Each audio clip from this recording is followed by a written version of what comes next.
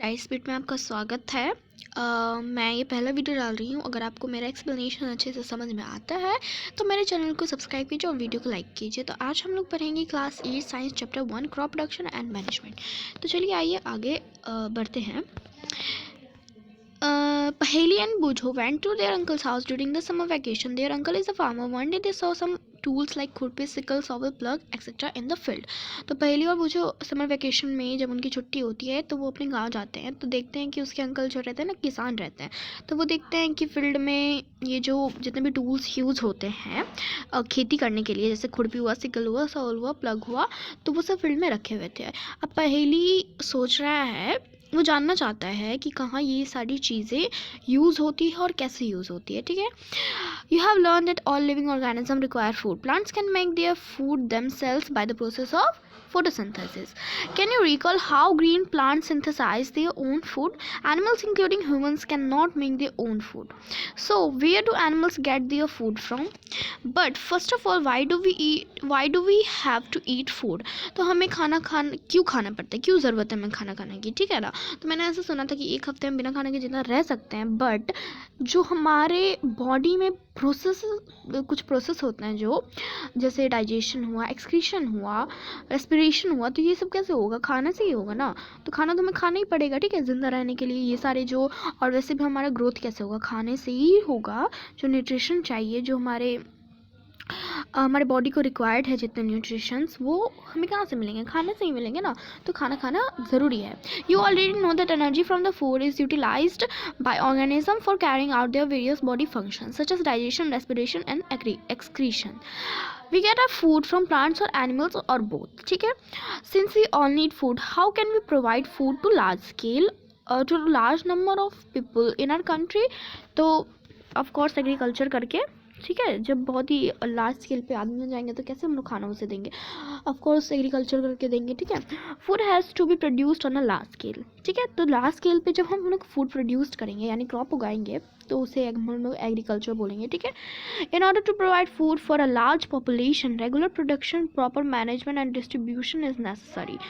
देखिए, अब हमें इतने सारे पॉपुलेशन में जो है फूड प्रोवाइड करना है, तो हमें रेगुलर प्रोडक्शन, यानी एक जो होता है ना, एक सही टाइम पे जो क्रॉप प्रोटेक्शन है वो हमें करना होगा। एक प्रॉपर मैनेजमेंट चाहिए उसे अच्छे से उगाने में, और जो डिस्ट्रीब्यूशन है ना, यानी जो सही चीज़ें मतलब हमें हर जगह बांटनी है, वो सब होना बहुत ज़रूरी है। ठीक है, अब देखिए नेक्स्ट टॉपिक है हमारा agricultural practices.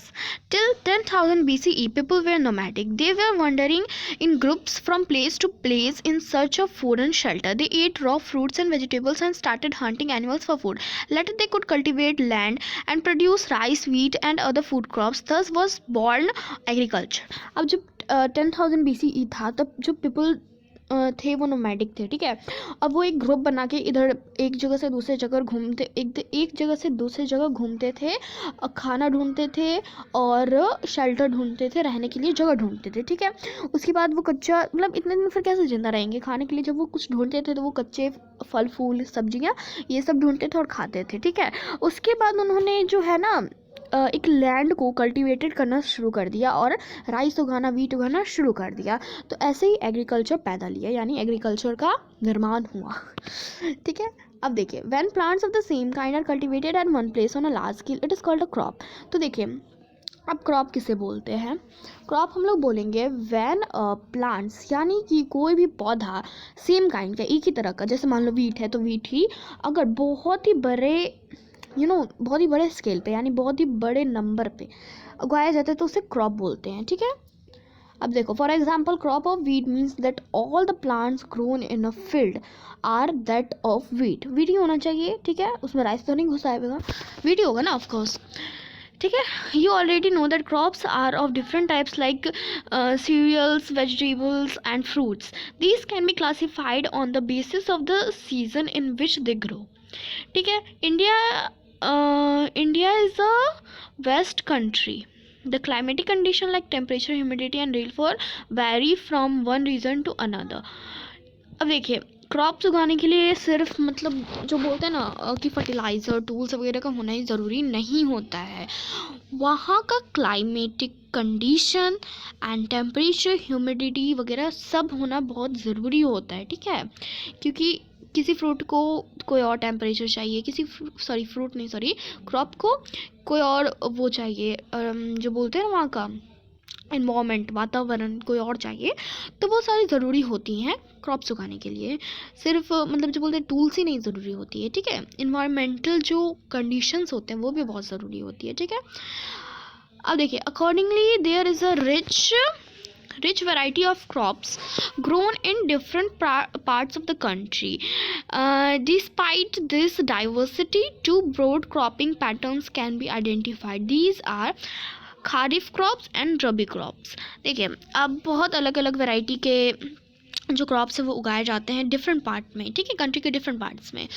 तो अब देखो, अब जो क्रॉपिंग होता है ना, उसे दो पैटर्न्स में डिवाइड किए गए हैं, ठीक है, ब्रॉड क्रॉपिंग पैटर्न्स में डिवाइड किए गए हैं, पहचाने जाते हैं, आइडेंटिफाइड किए जाते हैं, मतलब डिवाइड भी बोल सकते हो आप लोग। तो वो है क्या, kharif crops and rabi crops. तो खरीफ क्रॉप्स क्या है, the crops which are sown in the rainy season are called kharif crops. The rainy season in India is generally from June to September. Paddy maize, हाँ, तो the rainy season in India is generally from June to September. Paddy maize, soybean, groundnut and cotton are kharif crops. तो देखो, आप लोग कैसे याद रखोगे, एक मिनट रुक जाओ। Rabi crops, the crops grown in the winter season October to March are called rabi crops. Example of rabi crops are wheat, gram, pea, mustard and linseed. Beside these, pulses and vegetables are grown during summer at many places.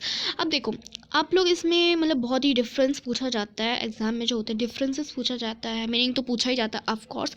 तो आप लोग याद कैसे रखोगे खरीफ में कौन से season में उगाए जाते हैं और क्या क्या उसके वो होते हैं, अरे एग्जाम्पल्स क्या क्या होते हैं, और रबी क्रॉप्स के क्या कब उगाया जाता है और वो क्या होता है, एग्जाम्पल्स क्या होते हैं। तो सिंपल देखो, अब देखो जैसे एग्जाम में आया कि व्हाट इज़ रबी क्रॉप और व्हाट इज़ खरीफ क्रॉप, तो आप लोग सोचेंगे कि अरे अरे आर से रबी क्रॉप है तो शायद ये रेनी सीजन में उगता होगा, तो नहीं, इसका अपोजिट होगा, ठीक है। तो यानी खरीफ क्रॉप्स यानी वो रेनी सीजन में उगेगा, एंड रबी क्रॉप यानी वो आर से है तो ये अपोजिट होगा, वो विंटर सीजन में उगेगा, ठीक है। और हाँ, ये आ सकता है वैसे जून टू सितंबर यानी किस मंथ में, तो ये तो आसानी होगा थोड़ा आपको याद करने में। June to September, October to March, June to September, October to March, ठीक है। और एग्जाम्पल तो 2-3 भी याद कर लोगे तो चलेगा, इतना याद करने की कोई ज़रूरत नहीं है। जो आपको इसमें आसान लगे, जैसे आपको पैडी आसान लगे तो वो याद कर लो, सोयाबीन अगर नहीं याद रहेगा तो वो मत याद करो, ठीक है। 2 से 3 पूछे जाते हैं जनरली, तो कम से कम 3 याद रखा करो, ठीक है। और besides these pulses and vegetables are grown during summer at many places. तो और मैनी प्लेसेस पे समर के सीज़न में भी कुछ उगाए जाते हैं, ठीक है। अब basic practices of crop protection. Why paddy can not be grown in the winter season, क्यों? अब देखो, paddy requires a lot of water, therefore it is grown only in the rainy season. अब देखो, पहेली पूछा कि क्यों नहीं भाई पैडी क्यों उगाए जाते, क्यों नहीं उगाए जाते विंटर सीजन में, तो पहेली ने उसे बताया, बुझो ने पूछा, पहेली ने उसे बताया, पहेली ने बताया कि उससे बहुत ही वाटर की ज़रूरत होती है, तो वो तो हम ये विंटर में तो दे नहीं सकते, तो सही है कि वो रेनी में ही उगाए जाएंगे, ठीक है। तो रेनी सीजन में उगाए जाते हैं। Cultivation of crops involve several activities undertaken by farmers over a period of time. You may find that these activities are similar to those carried out by a gardener or even by you when you grow ornamental plants in your house. These activities or task are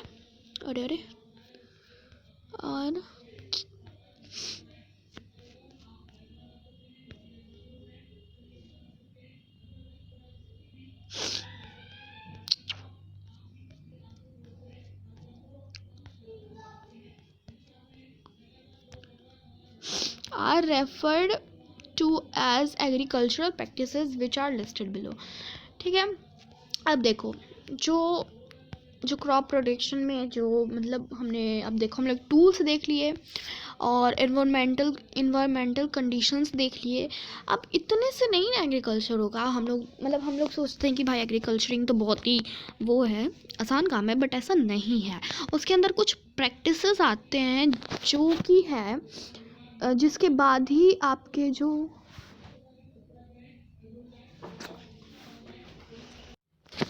sorry यार, घर वाले बहुत disturb करते हैं, खासकर मेरा भाई। तो छोड़ो ये सब बातें। हाँ तो देखो, तो मैंने क्या बताया कि एग्रीकल्चर में कुछ प्रैक्टिसेस होते हैं जिसके बाद ही जो है आपका क्रॉप बहुत ही सुंदर, सुशील और संस्कारी उगेगा। नहीं नहीं, मतलब बहुत ही अच्छा उगेगा, खाने लायक उगेगा, मतलब उग ही नहीं पाएगा अगर आप ऐसे प्रैक्टिसेस ये सारे नहीं करोगे।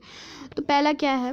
पहला है प्रिपरेशन ऑफ सॉइल, यानी सॉइल की तैयारी बहुत ही अच्छे से होनी चाहिए। जब आपकी सॉइल की तैयारी ही नहीं अच्छी होगी, यानी आपकी सॉइल की प्रिपरेशन ही नहीं होगी, तो आगे के जितने चीज़ होंगे वो बिगड़े जाएंगे। यानी अगर आपकी पढ़ाई की प्रिपरेशन अच्छी नहीं होगी तो आपका एग्ज़ाम भी बहुत ही गंदा जाएगा, ठीक है। तो preparation is the most important thing, ठीक है। अगर आप कुछ भी शुरू करते हो तो उसमें preparation is the most important thing, ठीक है। नेक्स्ट क्या है? नेक्स्ट है सोइंग, यानी बीज बोना, ठीक है। तो नेक्स्ट है सोइंग, बीज बोना, ठीक है। एडिंग मैन्योर एंड फर्टिलाइज़र, ठीक है। तो मैन्योर क्या है? मैन्योर एक ऑर्गेनिक मैटर है और फर्टिलाइज़र जो है वो फैक्ट्री में बनाए जाते हैं। आगे हम लोग डिफरेंसेस देखेंगे। तो उसके बाद हमें जो देखिए, अब सॉइल का प्रिपरेशन हो गया अच्छे से, उसको किया जाता है। सॉइल का प्रिपरेशन जो है ना, होई और प्लग की मदद से उससे किया जाता है, अभी आगे हम वो भी देखेंगे। उसके बाद बीज बोया जाता है। अब उसके बाद फिर मैन्योर एंड फर्टिलाइज़र मिलाया जाता है, फिर इरिगेशन होता है। इरिगेशन क्या होता है? जो एक इंटरवल पे, एक रेगुलर इंटरवल पे जो पानी दिया जाता है रूट्स में, जो मतलब खेत होता है उसमें, उसे इरिगेशन बोलते हैं, ठीक है।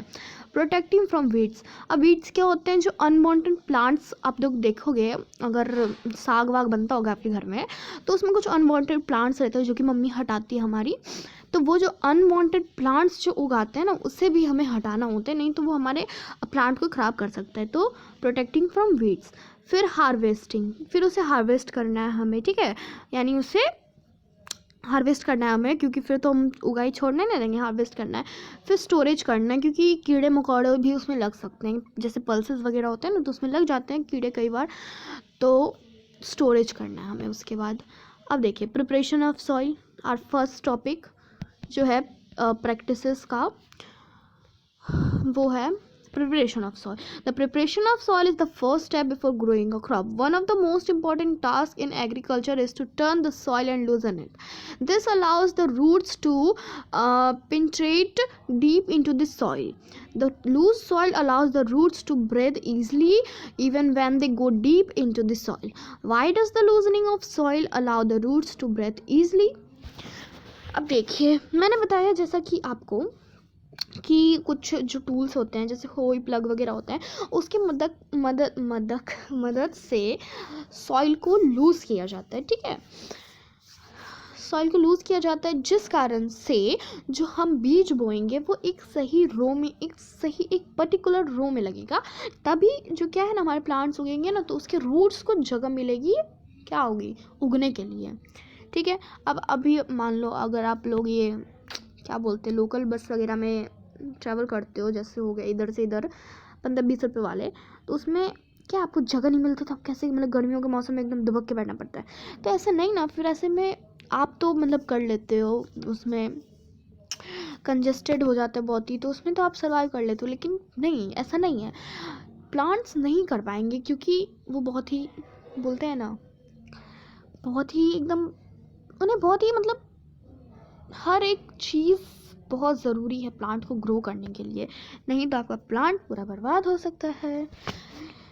तो इसीलिए जो प्रिपरेशन ऑफ सॉइल है ना, वो बहुत ही ज़रूरी है। और रूट्स को जो है ब्रेथ, यानी सांस लेना बहुत ज़रूरी है, नहीं तो वो आपके पौधे को नहीं ठीक से रख पाएगी। जब वो सांस ही नहीं लेगी तो वो टपक जाएगी, तो कैसे आपका सांस रखेगी, ठीक है। तो आगे देखते हैं, the लूजन soil helps in the growth of earthworms and microbes present in the soil. These organisms are friends of the farmer since they further turn and loosen the soil and add humus to it. But why the soil needs to be turned and loosened? देखिए, अब जब हम लोग soil को लूजन करते हैं by the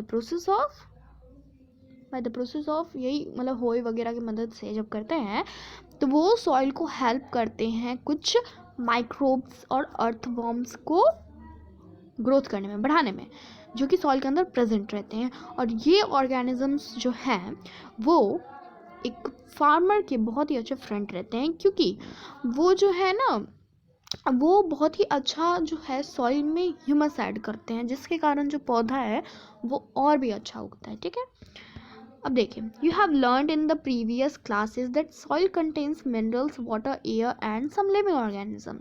in addition, dead plants and animals get decomposed by soil organism. In this way, various nutrients in the dead organism are released back into the soil. These nutrients are again absorbed by plants. तो हमने previous classes में पढ़ा था, यानी 7th class में पढ़ा था, आपने पढ़ा था कि जो सॉइल है वो बहुत ही मिनरल्स, वाटर, एयर वगैरह कंटेन करते हैं और कुछ लिविंग ऑर्गेनिजम्स भी। तो जब कोई भी डेड प्लांट यानी कोई भी पौधा या फिर कोई भी जानवर जो है मतलब उसकी डेथ हो जाती है, तो वो क्या होता है ना, सॉइल के ऑर्गेनिजम्स के द्वारा वो डिकम्पोज हो जाते हैं। ठीक है, इस वे से जो बहुत सारे न्यूट्रिशंस हैं वो डेड ऑर्गेनिज्म से रिलीज हो जाते हैं, मतलब रिलीज होकर वो वापस सॉइल में चले जाते हैं और फिर ये सारे न्यूट्रिशन प्लांट द्वारा दोबारा एब्जॉर्ब कर लिए जाते हैं। ठीक है, since only a few centimetres of the top layer of soil support plant growth, turning and loosening of soil brings the nutrient rich soil to the top so that plants can use their nutrients. अब कहाँ तक है भाई, चलिए यहाँ तक पढ़ ही लेते हैं फिर तो। अब देखिए,